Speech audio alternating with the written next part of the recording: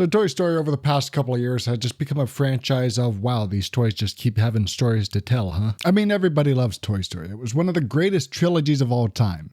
So why are you two here? Like, this is the same issue I pointed out in my Sly Cooper video. There was no reason for a fourth game. Sly Cooper 3 had a perfect ending. Everything after that kind of ruined all the happy endings and left the game on a cliffhanger. Now, even though I'm making a video on this, I have not watched Toy Story 5. Like, to me, from the trailers, it just seemed like a really boring movie, and according to my mom who did see it, it was a boring movie. And keep in mind, she absolutely loved Toy Stories 1 through 3. And Toy Story Mania is her favorite ride at Disney. But obviously take my opinion about Toy Story 5 with a grain of salt because I never watched it.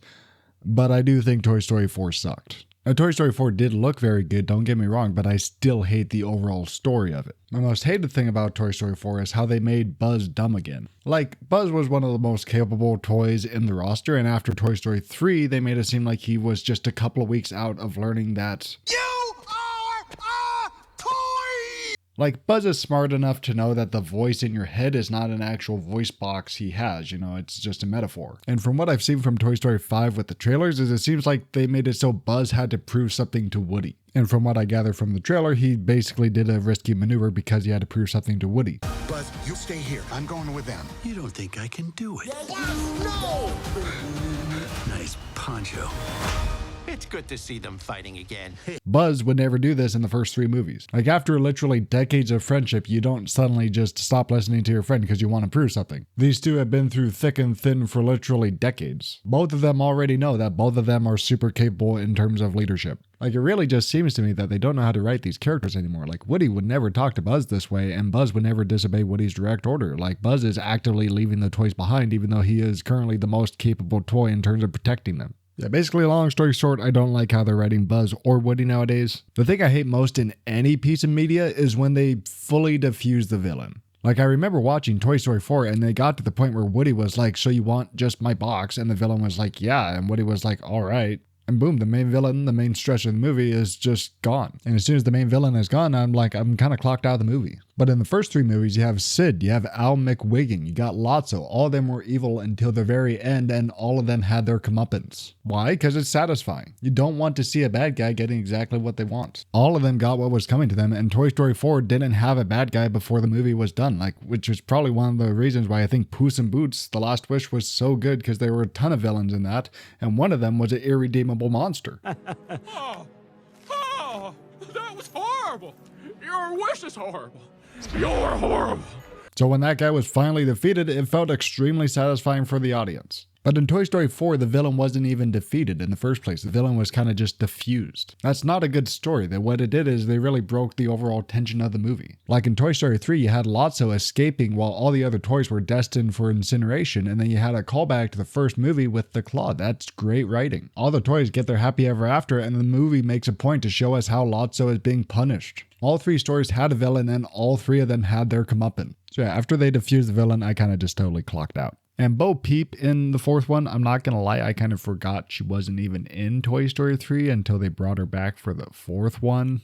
She's not a bad character, but in my opinion, she's just kind of a side character suddenly brought to the spotlight in so far the worst movie out of the 4. But those are mainly my general thoughts on Toy Story 4. Now, as I said earlier, I did not and do not plan to watch Toy Story 5, so take my opinion here with a grain of salt. Toy Story 5 just kind of seemed boring to me, the overall premise of the movie.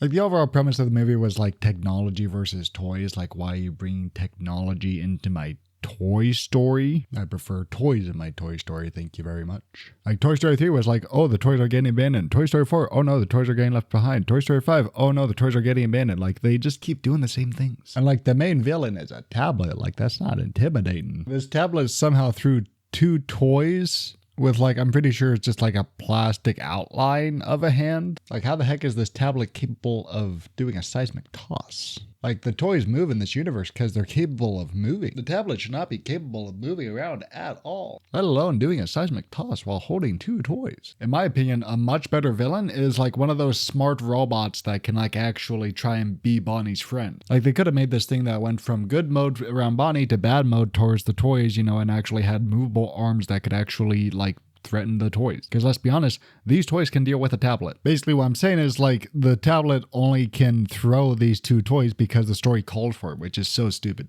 And it's just so boring because like Toy Story 1 through 3 were so amazing. Toy Story 3 felt like it was putting a bow on top of the first two movies that were both amazing movies in their own rights. Like after Toy Story 3, they kind of just like, what's to stop me from just increasing the number by one and making another $1 billion? I do have some concerns whether those numbers are actually accurate because Toy Story 4 and Toy Story 5 brought like in the exact same amount in the box office. Like, how is that possible? Like, the difference between these two movies in revenue is legit a difference of like $3 million, where it just seems like a statistical anomaly. Like, if they snap the Toy Story logo onto it, then they just make $1 billion, I guess. No more than $1 billion, no less than $1 billion. But regardless of that small difference in revenue, they're just going to keep doing it until it doesn't work no more, because Pixar in general is known as kind of just the mid studio nowadays. Like, I'm not going to make a tier list out of all these movies, but look at this. This is peak, peak, peak, peak, peak, peak, peak, peak, peak, peak, peak, peak, peak, peak, peak. I didn't really like The Good Dinosaur. I don't really like Ellen DeGeneres in general. I didn't like Cars 3. This is peak. I hated The Incredibles 2. This is, that's kind of mid.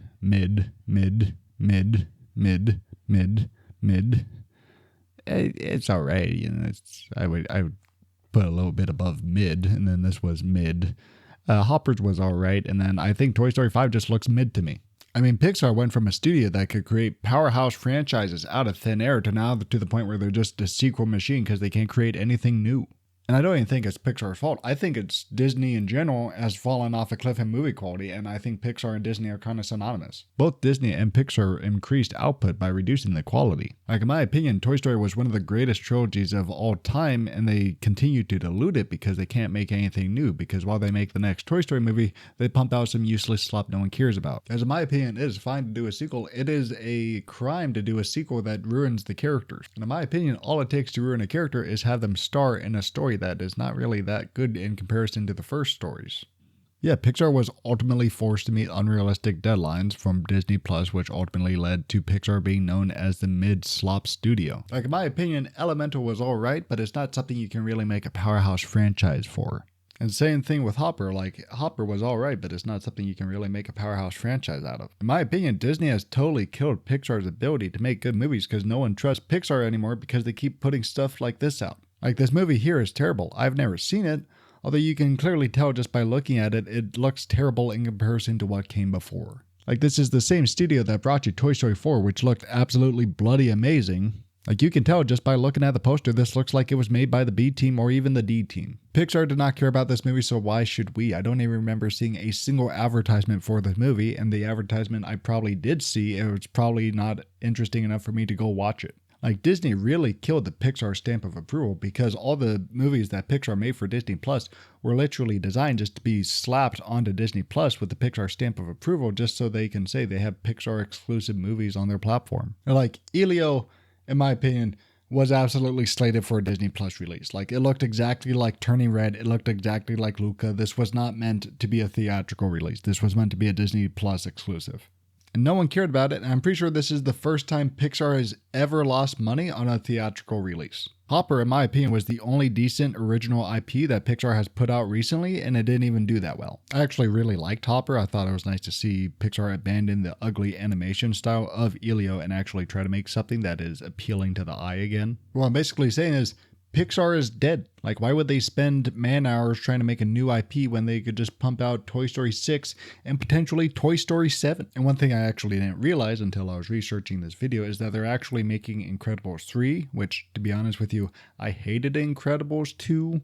And in comparison to the first movie, Incredibles 2 was absolutely terrible. Like, I guess the villain immediately, and there weren't even a good villain, if that made sense. But that's a video for another day. I'm not too excited for Incredibles 3. Like, I'm not opposed to the sequels, I'm opposed to bad sequels. Like, I really hope Coco 2 is good, because that's another thing I found out they were making while researching this video. It also just seems like the way Disney is going in general, because it seems like instead of actually making good movies, they want to make some live-action slop with Dwayne "The Rock" Johnson in it that ultimately is not going to make its money back.